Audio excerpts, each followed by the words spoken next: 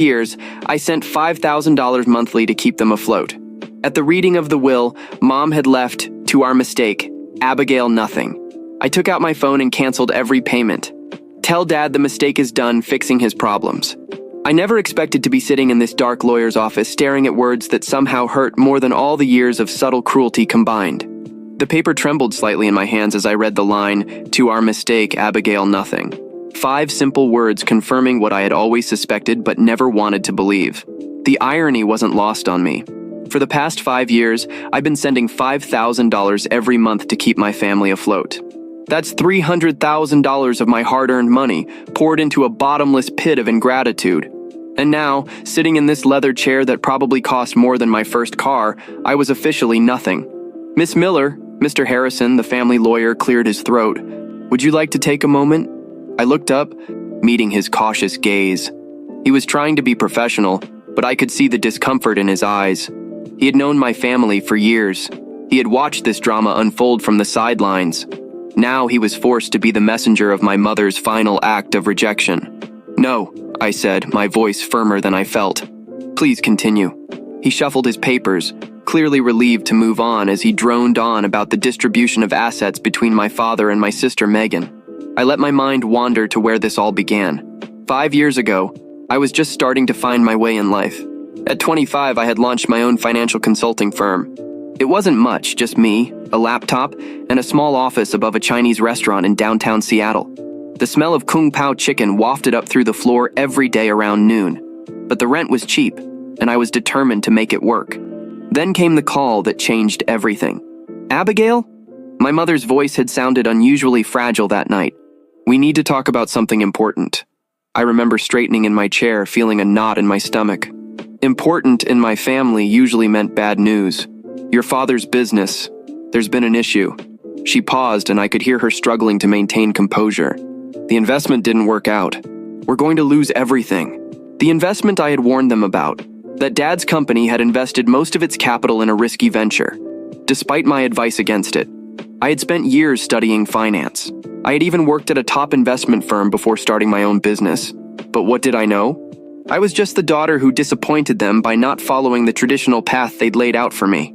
"How bad is it?" I asked, already dreading the answer. "We can't make the mortgage payment this month." Her voice broke.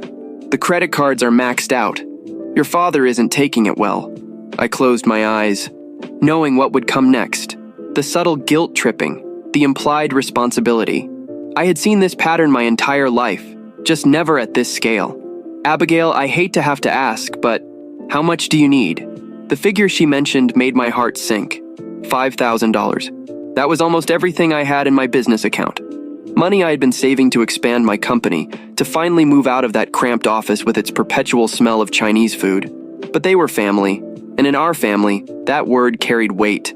It meant obligation, duty, sacrifice, especially on my part. "I'll transfer it right now," I heard myself say. That first transfer was supposed to be a one-time thing, just enough to help them get back on their feet. But 1 month turned into 2, then 3, then 12. Each time there was a new crisis, a new reason why they couldn't make ends meet. And each time, I opened my banking app and sent another $5,000. Meanwhile, my sister Megan thrived. She had followed the path our parents wanted. She married well, had the perfect suburban life. She never took any risks. She didn't have to worry about our parents' financial problems. That burden fell squarely on my shoulders. "The lake house goes to Megan, Mr. Harrison's voice interrupted my memories. "Along with the summer cottage in Maine and your mother's jewelry collection."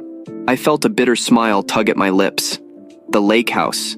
I had spent the last 2 summers paying for its maintenance, fixing the roof, upgrading the plumbing, all while Megan hosted elaborate parties there, playing the role of the perfect daughter. "The remaining liquid assets will be divided between your father and Megan with a 70-30 split in your father's favor." Mr. Harrison paused, looking at me apologetically. "That concludes the main points of the will." I sat there, letting reality sink in. 5 years of support, of sacrificing my own dreams to keep them afloat, and this was my reward, to be officially labeled the mistake in my mother's final words. My phone vibrated in my pocket, likely another message from Dad about this month's mortgage payment.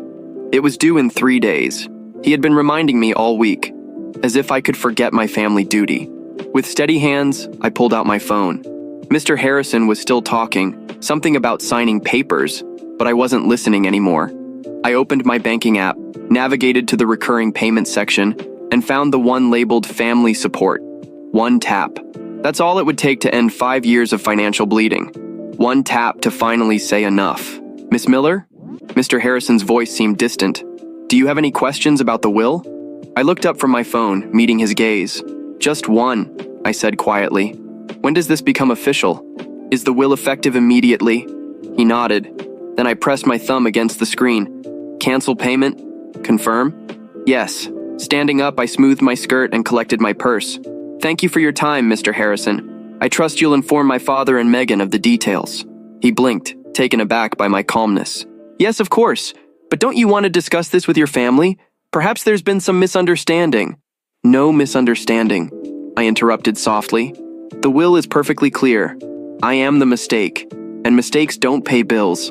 As I walked toward the door, my phone started vibrating again. Dad's name appeared on the screen, probably wondering why I wasn't responding to his messages about the mortgage. For the first time in 5 years, I hit decline. Outside, Seattle's perpetual rain had ceased, leaving the air fresh and clean. I took a deep breath, feeling lighter than I had in years. My mother's final words had hurt, yes, but they had also freed me. No more pretending, no more obligation, no more draining my resources to fuel their lifestyle. I had built something from nothing once before, starting with just a laptop and a dream in a small office above a Chinese restaurant. I could do it again, but this time without the weight of family expectations holding me back. My phone vibrated once more. A message from Megan. Where are you? Dad's trying to contact you about the mortgage.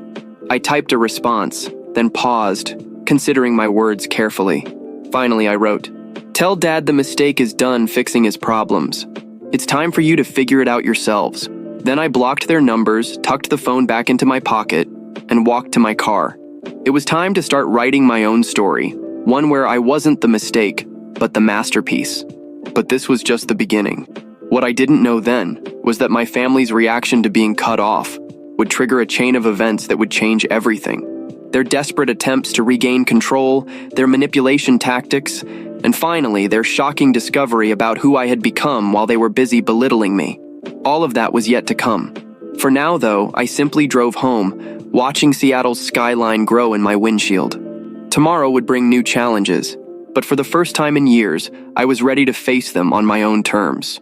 The office above the Chinese restaurant was long gone, replaced by a sleek space in a downtown high-rise. But sometimes, when I needed a reminder of how far I'd come, I would order Kung Pao chicken and smile, remembering the girl who started with nothing but determination. That girl wasn't a mistake. She was a force of nature. And now, finally, she was free. The first sign that my family had discovered the canceled payments came 3 days later. I was in my office reviewing a potential acquisition deal when my assistant Oliver alerted me over the intercom. Miss Miller, your father is in the lobby. He's being quite insistent about seeing you. I looked at my computer screen. Exactly 72 hours since the mortgage payment was due. Right on schedule. How insistent? I asked, already knowing the answer. He's threatening to call security if they don't let him up. Should I? No, I interrupted, saving my work. I'll handle this. Send him to conference room P and make sure the recording is activated. 5 years of managing my family's finances had taught me one thing. Always keep records. Something told me I'd need them soon. The conference room was all glass and chrome, with views of Seattle's skyline that typically impressed clients. My father was standing by the window. His reflection showed a face I barely recognized. Gone was the confident businessman who scorned my career choices. In his place was someone desperate, angry, and dangerous. The mortgage payment was rejected, he said without turning around. Yes, your mother just died. Abigail?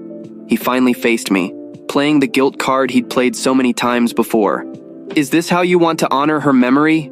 I sat down at the conference table, indicating he should do the same. He remained standing.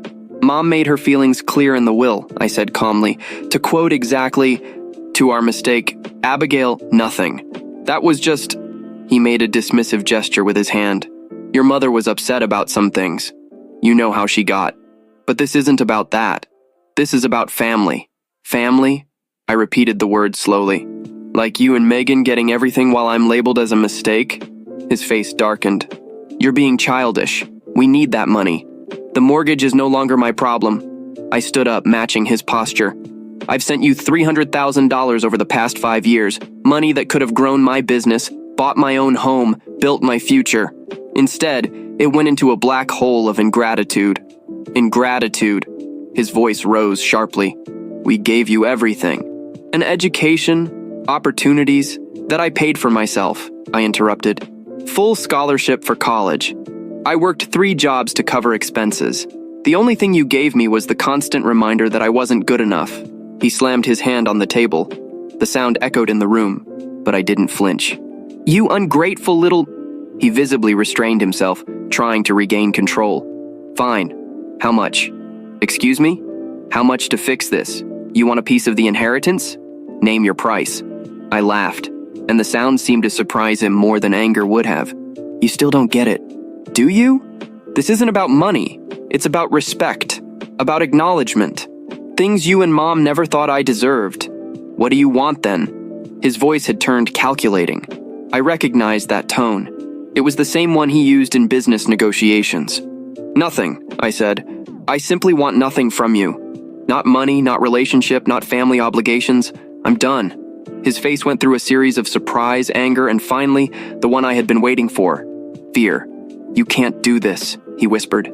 The house, everything. We'll lose it all. Probably, I agreed, unless Megan steps up. She received the inheritance? After all, I'm sure she'll be happy to help. The mention of Megan seemed to trigger something. He pulled out his phone, his fingers trembling slightly as he dialed. I could hear it ringing on speaker. Daddy! Megan's voice filled the room. Did you talk to her? Did you fix it? I'd never been denied anything, especially by me. They would escalate their actions.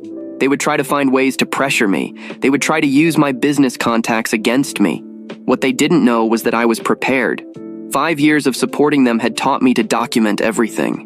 Every transfer, every text message asking for money, every email promising it would be the last time. I had it all safely stored. I also had something else they didn't know about. Influence. The Thompson deal I was reviewing wasn't just any acquisition. It was for a property management company that happened to handle several of Dad's commercial properties. Properties that were already struggling due to his financial mismanagement. If they wanted to play hardball, they would learn that the mistake had learned some tricks of her own. My computer pinged with an email notification. It was from Mr. Harrison, the family lawyer. Miss Miller, your father has requested a family meeting to discuss recent developments. He suggests tomorrow at 2 p.m. at the lake house. Megan and her husband will be present. Please consider attending to resolve this situation amicably. Regards, David Harrison. I hit reply. Mr. Harrison, thank you for the invitation, but I must decline. As the lake house now belongs to Megan, I have no right to be there. As for resolving the situation, I believe Moms will make everything perfectly clear. Regards, Abigail Miller, CEO, Miller Consulting Group. I added my full title deliberately. Let them see what the mistake had built while they were busy belittling her. Just then, Oliver knocked on my door. Miss Miller, you should see this. He handed me his tablet open to a local business news site. The headline made my blood run cold. Family drama. Local businessman accuses daughter of financial abandonment. There was my father, extensively quoted about how his ungrateful daughter had cut off support to his grieving family. How I had taken advantage of their trust and then abandoned them in their time of need. The article even mentioned my company by name. So this was their game. They thought they could shame me back into the fold, damage my business reputation until I had no choice but to give in. What they didn't understand was that shame only works if you accept it. And I was done accepting their version of reality. I handed the tablet back to Oliver. Call PR. It's time to tell our side of the story. The next few days would change everything. My family thought they could pressure me into submission, but they were about to learn that the daughter they had scorned for so long had become someone they couldn't afford to antagonize. Their attempts to damage my reputation would backfire spectacularly, leading to revelations that would shake the foundations of our family. But that was tomorrow's battle. For now, I had work to do, starting with a call to the Thompson Group about accelerating our acquisition timeline. The PR war my father initiated backfired spectacularly within 48 hours. While I hadn't planned to make our family drama public since he opened that door, I walked right through it. My company's PR team issued a simple statement, a detailed record of every payment I had made to my family over the past 5 years, along with a copy of the relevant section of my mother's will. No emotional commentary, no accusations, just cold, hard facts, with a single question at the end: who really abandoned whom? The public response was immediate and overwhelming. Local business forums exploded with discussions. The same news outlet that had published my father's accusations now ran a follow-up piece. Financial family abuse, the dark side of filial obligation. But I wasn't finished yet. The Thompson acquisition papers are ready, announced Oliver, placing a thick folder on my desk. They're offering a 15% discount if we close before the end of the month. I smiled, opening the folder. Thompson Properties managed 60% of my father's commercial real estate. Once this deal closed, I would effectively become his landlord. Schedule the signing for next week, I said. Then I paused. And Oliver, make sure my father receives an invitation. He should know who his new property manager will be. The next few days passed in a whirlwind of activity. My family tried everything to regain control. Megan showed up at my office twice, only to be turned away by security. My father tried to contact my major clients, but my reputation for integrity spoke louder than his desperate accusations. Then came the message that changed everything. It was from my father's business partner, Michael. Abigail, you need to see this. Your father is trying to sell the business. Attached was a photo of a contract. My father was planning to sell his remaining business assets for a fraction of their value to a holding company I'd never heard of. It seemed desperate, until I looked closer and recognized Megan's husband Brian's signature on the incorporation papers. They were trying to hide assets. I sent the evidence to my lawyers, then made a call to the one person who could help me understand what was really going on. An hour later, I sat across from Michael in a quiet cafe 3 blocks from my office. He looked tired, older than his 50 years. It's worse than we thought, he said, sliding a USB drive across the table. Your father has been moving money for years. The investment that supposedly failed, it didn't. He diverted the proceeds to offshore accounts, then declared bankruptcy to avoid paying the investors. I felt the blood drain from my face. That's fraud, Michael nodded grimly. The SEC has been sniffing around. Your father knew it was only a matter of time before they found something. That's why he needed your money, to cover the holes in the books. And now that you've cut him off, he's desperate. The sale to Megan's shell company is his last attempt to hide whatever's left before it all crashes down. I stared at the USB drive, feeling the weight of its contents. Why are you showing me this? Michael's eyes met mine. Because I was there when you were born. I watched you grow up. I saw how they belittled every achievement, every success. You deserved better. I tucked the drive into my purse, my mind already racing with possibilities. Thank you, Michael. What are you going to do? I stood up, leaving enough cash on the table to cover our coffees. I'm going to make sure they can't hurt anyone else. Back in my office, I reviewed the documents Michael had provided. The evidence was damning. Years of systematic fraud, all carefully documented. My father hadn't just been stealing from investors. He had been stealing from his own company, from his employees' pension fund, even from his partners. I made 2 calls. One to the SEC, arranging a meeting for the following morning. The second to Mr. Harrison. Miss Miller, he answered on the first ring. Ichuisai. I was just about to call you. Let me guess. Another family meeting? Yes. Tomorrow at 2 p.m. Your father insists it's urgent. I checked my calendar, already knowing I was free. The lake house again? Actually, no. Your father's office.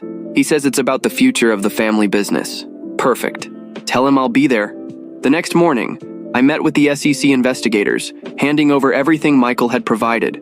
They were particularly interested in the attempted asset transfer to Megan's shell company. At 2 p.m. sharp, I walked into my father's office building for what I knew would be the last time. The receptionist directed me to the main conference room, where I found my father, Megan, her husband, Brian, and Mr. Harrison already waiting. Abigail. My father stood, attempting a smile. Thank you for coming. We have a proposal that might benefit everyone. I took a seat, noting the thick contract in front of Megan. I'm listening. We're restructuring the family business, he began. Megan and Brian have created a new holding company. We want to transfer all the assets to this new entity, and you would receive a 15% stake in exchange. We need you to resume the monthly payments and publicly retract your recent statements. I took the contract, pretending to read it carefully. And if I refuse, then you get nothing. Megan leaned forward. No stake in the company, no part in future earnings. You'll be completely cut out of the family fortune. What family fortune? I asked quietly. The one Dad hid in offshore accounts or the one he stole from his investors? The room fell into dead silence. My father's face turned ashen. What are you talking about? Demanded Megan, but I could see the fear creeping into her eyes. The SEC is very interested in that question, I said, standing up. In fact, they should be arriving any moment. I had a fascinating meeting with them this morning. The sound of elevator doors opening echoed down the hallway, followed by multiple footsteps.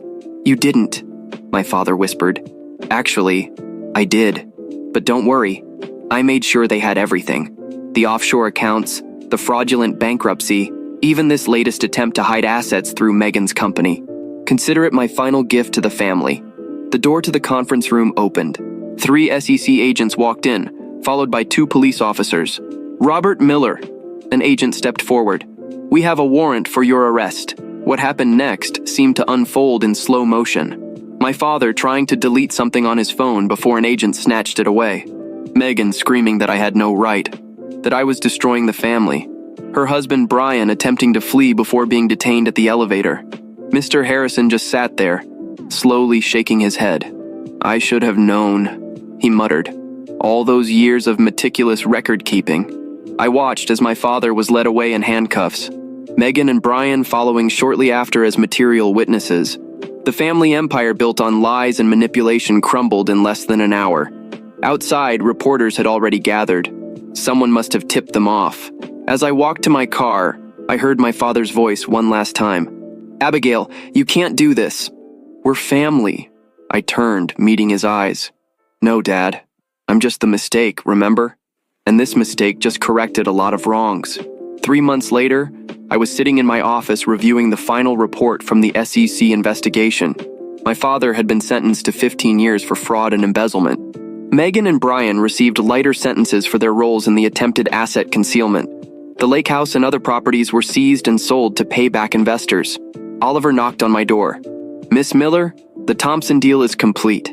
You now officially own the management rights to all the former Miller Properties buildings. I nodded, closing the SEC file. Schedule a meeting with the tenants. I want to discuss modernization plans and potential rent adjustments. He hesitated. Also, there's a letter from your father. I held out my hand, taking the envelope with the prison seal. Inside was a single page. Abigail, I now understand what you meant about respect, about acknowledgement.